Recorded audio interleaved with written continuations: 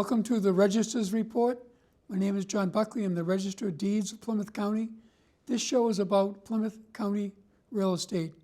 Our headline for the month was Fiscal Year Comes to an End with a Mortgage Surge. This show is being taped in July, but we're going to be talking about the June recordings at the Plymouth County Registry of Deeds. We're going to talk about the numbers. I have a great guest in the second segment of the show, Matt McDonough, Register of Probate for Plymouth County. He will be talking about some of Plymouth County's great history. So let's get right to the numbers. In terms of sales of property for the month, there were 1,107 deeds recorded in June, more than 945 in May. Less than last year, there were 1,295 sales of property in June of last year. We're down 8% for the first 6 months of 2019. I'm going to show you a list of sales for Plymouth County by community. Plymouth had the largest number of sales, Brockton being second, and clearly you can see the numbers of sales over the last 6 months of the year on display in that matrix. Let's talk about mortgages because it was a huge month for mortgages. There were 2,062 mortgages recorded in June, more than the 1,976 in May, up 7% compared to the 1,923 last June. There were a lot of sales of property, but way more mortgages, and that tells you that a lot of people are taking advantage of low interest rates to refinance. And I advise you to check with your lender to see if it makes sense to do so. A lot of people are saving a lot of money by getting lower interest rates on their mortgages. We've always talked about foreclosure issues. The number of foreclosures have been down over the years. There were 29 foreclosure deeds in June. Foreclosure deed is when someone's lost their property to the lender. Only 9 in May, so it's up a little bit, but 57% less than last June. And for the first 6 months of 2019, foreclosure deeds are down 53%. A foreclosure notice is when someone is starting to get into trouble, usually for non-payment. There were 66 foreclosure notices issued across Plymouth County for June, less than the 97 in May, 2% more than last June, however, 26% lower for the first 6 months. If you're someone with a problem, don't wait, talk to a federal housing counselor to try to modify your loan. The earliest you do that, the better. And now you'll see a listing of foreclosure orders, foreclosure deeds and notices by community. And clearly, over the years, Brockton and Plymouth have been the highest ones and continue to be so. We e-record now in land court, so if you're going and doing a closing on property that's in land court, you can have them do it right from the lawyer's office instead of coming down to the registry. Our training room is open to the public. Next, on August 8th, we run a free online training session for how to search our site and all the documents and plans that come with it more efficiently. We'll soon be releasing our first phase of transcriptions. The documents from early 1686 and forward in the county records were always all in this beautiful handwriting cursive. But since many people aren't even getting taught cursive in school, we're getting a transcription of those done and linking it to the original cursive document. I have a great guest coming in segment 2, Matt McDonough, Register of Probate for Plymouth County. We'll be discussing the probate court and its relation to real estate. So we'll see you in the next segment.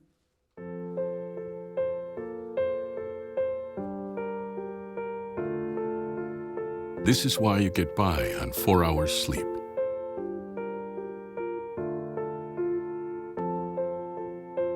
Why you took a second job. This is why you taught yourself how to fix the plumbing.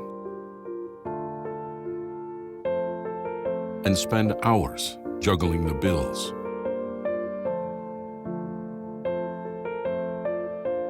This is why you'll do whatever it takes to keep your home. And that is why we want to help. We are making home affordable, a free government resource that can make paying the mortgage easier. Now more options are available. Call 888-995-HOPE to talk one-on-one with a housing expert today. I'm home. Over 1 million Americans at risk of foreclosure have been helped by making home affordable. Find out now what your options I'm are. home where I belong. Welcome back to the Register's Report. My name is John Buckley. I'm the Register of Deeds of Plymouth County. This segment of the show, we always try to do something related to the real estate market. We've had surveyors, appraisers, commercial real estate brokers, and many others. And I have a great guest today. Welcome, Matt. I have Matt McDonough, the Register of Probate of Plymouth County. John, thank you for having me. And I know we've done a show before, That's right. and you're very glib and have a lot of good information to share. Well, thank you. So why don't you tell our viewers a little bit about your background, how you got into this position? Sure. I'm originally from Kingston, and I went through the Silver Lake school system. After graduating high school, I went to College of the Holy Cross in Worcester and Boston College Law School. I met my wife, Suzanne, there. We both became assistant district attorneys for a number of years. And we got married and decided to settle in the town of Marshfield. We have 3 beautiful kids, Kara, Coleman, and Caitlin. And we have a nephew who lives with us that we have a guardianship for, who's going to be a senior this year. Professionally, after I left the DA's office, I worked in private practice for a few years. And on the civic side of my life, I had started by volunteering in the school system and becoming a member of the school committee back in 2007. After that, there was a vacancy on our Board of Selectmen, and I decided to try working in town government. I was, for 2 terms, I was a selectman in the town of Marshfield. Got to work on a number of great projects, including our new high school system, working on flood map issues, and most dear to my heart, working on the opioid addiction issues that have been a plague for the last decade plus. When our good friend Bob McCarthy decided that he was not going to serve any longer as Register of Probate, I talked to friends and realized this would be a great opportunity to use my legal background and my desire to help people in the public to meld those together. So I ran for office. I was fortunate to have a majority vote and become Register of Probate 5 years ago. And since then, our focus in the office has been on bringing the best level of public service that we can, both at our front counter, on the phones, and online, to the people of Plymouth County, and to uphold the mantra of the trial courts, which is to treat our customers with speed and dignity. And this is a very sad week for both of us. We lost 2 good friends, Yes. Mayor Bill Carpenter and the former town administrator That's correct. Yeah, my friend Rocco Longo. of the town of Marshfield. Yeah, he just passed away. He was the town administrator in Marshfield for 10 years, and I had the pleasure and honor of serving with him all 6 years that I was a selectman, and obviously my heart also goes out to the Carpenter family. Right, very sorry in both cases. Yeah. So let's talk a little bit about the probate court. Sure. What do you think is the number one connection between the probate court and the real estate community? Well, the number one connection for us, John, is that we're next to each other. Right. We share space, and we're across the street now, both in Both Brockton. Both our Brockton site and our Plymouth site. Yeah, now that you have your new office in Brockton, you're right across the street from the courthouse at 215 Main Street, which is, we're on the 2nd floor in Brockton. And we also have office space at 52 Aubrey Street, right across the street from the main office of the registry. And the main crossover between our 2 areas is definitely on real estate transactions. You have people who are doing title search examinations, and title examiners will frequently be in my office. If they weren't in your office before, they'll walk right across the street and make sure that there's a clear title to purchases of property. Mostly we see the residential real estate end of it in our office. And after they perform their searches in your office, they'll come to our office. If they are searching records after 2007, we have public access terminals, 2 of them that are operating now in our Plymouth registry, where anybody can come in and look up those records. If they find they need records that are older than 2007, our staff is always on hand at the front counter, and we're ready to research those records and provide copies as well. Yeah, we're very fortunate in Plymouth County that in both of the locations of the probate court, they're very close to one of our offices. And I know we see them every day, title examiners walking out of our office and walking across the street to Plymouth. And more so in Plymouth than here in Brockton, but it's a very important part of closing some gaps in the chain of title in many Sure. cases when you find that there's a death involved rather than Right, just right. a complete transfer of deeds to deeds to deeds along the way. Most of our work involves the domestic relations end, Sure. but some of the most important emergency work that we deal with is trying to get people ready for their residential real estate closings. You and I both realize that at this day and age, the largest investment people have in their lives is usually their home. So we want to make sure they can close quickly and on time and with as little inconvenience as possible. Our staff is always ready. We have our assistant judicial case managers and our judicial case manager, Ben Harley, who's been around for many decades in the office, always ready to help if somebody has a license to sell issue. They have a probate matter that whether they knew about it or perhaps it came up during the title examination and they realized that there's a cloud on the title. We're there to do whatever we can to try to get them through the process as quick as possible. So I think most of the experts, the attorneys and the title examiners, know how to navigate between the two sites. But why don't you share a little more information if somebody is studying the history of their home Sure. or their family, many times they'll come to our office and come to a dead end in the real estate piece of it, and they have to go try to understand the probate connection of a will or somehow how the property transferred. So what would they see when they walk into one of your two offices? Well, if they've been to your office already, they probably know there's a personal representative, and that would be the person in charge of administering the estate since 2012, when the Right. Massachusetts Uniform Probate Code went into effect, Right. or executor or executrix before that. They come in and we would help them research the title. Usually if they have a docket number, that makes it much easier for us, but we can also search by name as well and pull up the file and see if there are any issues, any open probate matters that need to be addressed before somebody's able to close on their real estate. So they'd go to the counter with the file number, and somebody would pull the file? Yeah, they can actually go to the two public access terminals first Okay. if they want to. If you go on Mass Courts, I believe it's masscourts.org, you can actually look up the dockets and see the dockets. We don't have scanned images available at this stage to the public remotely, but when you're in the office, you can actually see the documents on the probates on our two public access terminals. And again, if they're older than 2007, which is when we started our scanning project, and we were one of the first divisions in the court to do that, we can get the records for you right at the front counter. And how far back do you have on site? On site, I believe we go back until the early 1900s. Okay. But if there's a request that needs to be brought out from our storage, which is the central storage location in Worcester, we put in a request immediately and try to expedite it as fast as possible. Right, because I know a lot of people doing genealogy Sure. would go back into the 1800s if it was the Irish or the Italian Oh yeah, yeah. immigrants coming in. And then they also like to see the marriages and divorces that have occurred and change of names that have occurred, all of which are within our umbrella as well.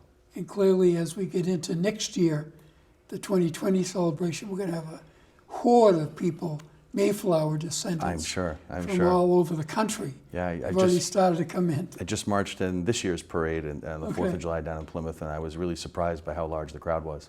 Yeah. I bet next year it'll be even bigger. Yeah. So let's talk about when someone needs a power to license to sell the property, and I know that's part of the probate process, but many times because of the sale of property by an individual representing the estate, they need to expedite it. How does that work? Personal contact is the easiest way. The quicker we know about it, the more we can do with it. My first question for when folks contact me, and if they're calling me directly, it usually means they have a closing date. Yes, right. Tell me what the closing date is. Tell me what our time frame is. We research the file. We pull the file. I'll review it with our judicial case manager. If not, other magistrates in the office will identify any issues that have come up that may create the clouds on the title. Typically at that point, somebody already has a closing attorney involved. So that does make it a little bit easier. And I always recommend to folks, if you're dealing with your personal real estate, which is, again, where you've invested your life's wealth, make sure you have a lawyer. Right. Consult with an attorney ahead of time. So, and we do everything we can to make sure that we make those deadlines as much as possible. But there are always people that come in pro se, and I know you have a great There are. program Yeah. that you've really enhanced. Bob McCarthy did a great job, but you've really enhanced the lawyer of the day Yes. volunteers? Yeah, I praise our attorneys in Plymouth County everywhere I go. Currently, we have about 130 lawyers who volunteer their time several times a year. They work as volunteer attorneys both in our Brockton office and our Plymouth office. We actually have separate offices that are set aside, that are private areas that are just for this program. So you come in at 8:30 in the morning. It's first come, first serve. And when we have a volunteer attorney, they will sit until about 1 o'clock in the afternoon and go through the list of all the people who've shown up and be able to listen to you, give you private, good quality legal advice about your probate matters. And in working with those attorneys, I started to realize several years ago that there's a specialty area in guardianship that we really needed to separate a little bit from the typical Attorney of the Day program. And the reason for that, again, as I spoke to earlier, is the opioid issue. We have so many families who have mothers and fathers who are unable to take care of their children because they're working through rehabilitation, and sometimes tragically their lives have been lost to addiction.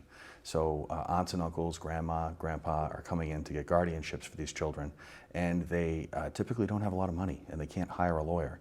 So we recruited about 5 to 6 attorneys who are specialists in the guardianship area. And on the first and third Wednesday of the month at 1 o'clock, they hold a clinic in the Plymouth office. We're hopeful that we can try to expand that towards the Brockton office. But for 2 years now, we've been serving the public in this specialty clinic. And our estimate is that we've had about 500 families come through the clinic in the last 2 years. That's a lot. Yeah, so it's really a tribute to the quality attorneys that we have in Plymouth County and our 2 bar associations. So let's talk a little bit about online access. I know probate is a little bit different than elsewhere. There's a lot of privacy matters that come up. What would you get if you tried to search anything online? You can search on mass courts remotely, or come into the office where you're going to actually be able to see the scanned documents on our probate matters. You'll be able to see the dockets online remotely. There's an ongoing discussion about how to advance Massachusetts trial courts into an area where we can maximize seeing all scanned documents online. And on one side is the access to public and First Amendment issues, wanting to be able to know what's going on in our government. And the other side, though, which is something I try to focus on a little bit, is the fact that we're dealing with very sensitive, delicate family issues, especially on the domestic relations side, where we're dealing with restraining orders that have affidavits that sometimes are written when people are really going through some of the worst times of their lives. We have divorce matters where folks are filing motions that may detail information that are very, very private and personal to them. So at this stage, to get access to those public documents that are available, folks do have to come into the registry to request them to see them. Sure. Yeah. Anything else I might have skipped in our conversation? We have one program that we started last year that I've been talking about. It's a small program, very close to my heart. We've been working with the PLAT program, which is a paralegal training program. And we have an intern who's been with us from the Duxbury school system named David. And David is diagnosed with autism. So one of our goals is to bring in somebody who the public may consider to be disabled, but David has shown us over the last 2 years that he just has a different type of ability. And what he's been able to do in our office and how he's grown is truly remarkable. He's somebody who could find our files in a very organized fashion. He's learned our filing system forwards and backwards. He can find a file almost quicker than anybody in our office now. And he's been helping us with disposing of old evidence. And also he's been very good at learning mass courts as well. Wow. So David is going to be attending Bridgewater this fall. We're very proud of him. And we're looking forward to continuing that program and spreading it to other colleagues in the trial courts. So let's talk about some futuristic goals that you might have. Sure. Why don't you give our viewers an idea of what they may be looking forward to seeing in the future? The biggest discussion is always the online access, to try to help people to get access remotely. Some of the things that are being discussed in the trial courts is how do we computerize our courtrooms? How do we make it so that our judges will have access to an electronic file and that it's something where they don't have to have the paper file in front of them? It's a big leap, and it's something that our court administrator has made a goal. He's spoken about it at many of our meetings, and I'm looking forward to seeing some of the pilot programs that might be popping up, where judges will have this access directly from the bench, and we can get to a point where we don't have to have the paper file go from one location to another. In particular to Plymouth County, that's helpful because we have 2 locations, where we have 3 of our judges here in Brockton and 2 of our judges down in Plymouth. We're driving our paper files back and forth every day. So I'm very supportive of that initiative, and I know that it's an exciting time to be a part of the trial courts. That's great. Anything else you want to add, Matt? No, but just as we started, we were talking about two families and two civic leaders that we both respected, Sure. Mr. Rocco Longo and Mayor Carpenter, and I just want to say that I wish their families all the best through these difficult times. Well, I know the Plymouth County Probate Court and your administration has gotten a lot of great praise, particularly some of the new things you've brought to it. I know we'll continue to work together in the future. I think it's important for people to know what we do as organizations. So I appreciate you coming on the show. Thank you, John. I appreciate the invitation. And do you want to share your contact information? Sure. Before If anybody needs to speak to me directly, I love getting hands-on with the cases. I'm available at my direct line at 508-747-8510, and that's my direct desk line down at the Plymouth Registry. Great. Have a good rest of the summer. Thanks, John. You too. Okay, thanks. When some people struggle with their mortgage payments, they become frozen. But the people who take action are far more likely to get the most positive outcome. Call this free government program for the option that's right for you. When some people struggle with their mortgage payments, they become frozen, petrified. Not knowing what to do, they do nothing. But the people who take action are far more likely to get the most positive outcome. Making home affordable is a free government program. Call now to talk one-on-one with a housing expert about the options that are right for you. Real help, real answers, right now. Welcome back to the Register's Report. My name is John Buckley. I'm the Register of Deeds of Plymouth County. I want to thank Matt McDonough for the great job he did in describing the role of the probate court, particularly how it relates to real estate. They're doing a great job over there trying to modernize probate court and very much oriented to customer service. In this segment of the show, we do something lighter in nature. We talk about the holidays and some of Plymouth County's great history. The holidays in July were Independence Day on the 4th, Bastille Day on the 14th, National Hot Dog Day on the 17th, and National Ice Cream Day on the 21st. Fun days in July, and we hopefully people are enjoying their summer. So some of our great history for the month, we're talking about Hannah Thomas. Hannah Thomas was America's first female lighthouse keeper. She was the lighthouse keeper down at the Gurnett Lighthouse down in Plymouth, the entrance to Plymouth Harbor. It is built originally in 1768. It was a wooden dwelling originally with a lantern at each end of the roof, and it was a twin tower. The lighthouse was built on land of John and Hannah Thomas. They were the first keepers of the light. When John Thomas was killed fighting in the Revolutionary War, Hannah was named his replacement and became America's first female lighthouse keeper.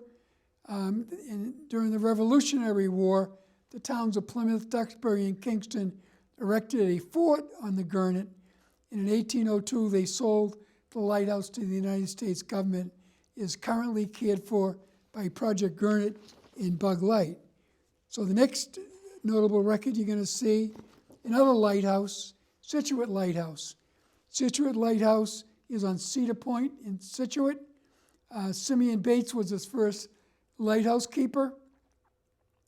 In the summer of 1814, when Simeon was away, he left his daughters, Rebecca and Abigail Bates, in charge of keeping the light. When they saw barges in Scituate Harbor with British soldiers coming in during the War of 1812, they knew they had to scare them off because the British raiding parties had sacked towns all along the coast.